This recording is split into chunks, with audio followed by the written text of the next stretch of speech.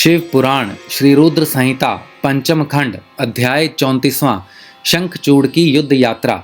सनत कुमार जी बोले, हे व्यास जी, उधर दूसरी ओर जब भगवान शिव का दूत पुष्पदंत असुरराज शंखचूड़ के पास से वापस लौट आया, तब असुरराज शंखचूड़ भी अपने मन में युद्ध करने का निश्चय करके अपनी प्रिय पत्नी देवी तुलसी के पास पहुंचा। वहां उसने तुलसी को बताया कि हे देवी, अब मुझे कल सुबह युद्ध के लिए प्रस्थान करना होगा। यह सुनकर देवी तुलसी रोने लगी।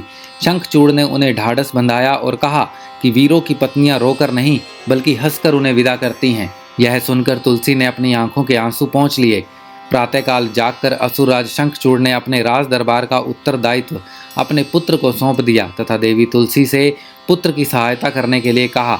फिर दैत्यराज शंखचूड़ ने अपनी विशाल दैत्य सेना का युद्ध के लिए आह्वान किया। अपने स्वामी दैत्यराज शंखचूड़ के बुलाने पर विशाल दैत्य सेना पल भर में संगठित हो गई। उस असुर सेना में अनेक वीर और पराक्रमी योद्धा थे। वे युद्ध करने के लिए सुसज्जित होकर आए थे। दैत्य सेना का मनोबल बहुत ऊंचा था। वे अत्यंत गर्वित थे और सोच रहे थे कि इस युद्ध में वे अवश्य ही जीतेंगे। मौर्य, कलिक और काली के नामक 3 वीर असुर सेनापति के रूप में दैत्य सेना का प्रतिनिधित्व कर रहे थे। उस विशाल 3 लाख अक्षौणी सेना को देखकर बड़े बड़े वीर पल भर में भयभीत हो जाते थे। असुरराज शंखचूड़ अपनी विशाल दैत्य सेना को देखकर बहुत खुश हो रहा था। तब युद्ध के लिए प्रस्थान करती हुई उस सेना का नेतृत्व स्वयं असुरराज शंखचूड़ ने आगे आकर किया।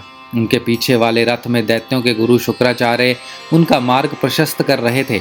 इस प्रकार अपने स्वामी शंखचूड़ की जय जयकार का उद्घोष करती हुई वह राक्षस सेना तीव्र गति से आगे बढ़ती चली जा रही थी। चलते चलते काफी समय बीत गया।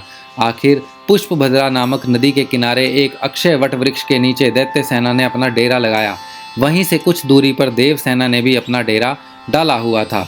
श्री रुद्र संहिता पंचम खंड अध्याय 34वां समाप्त।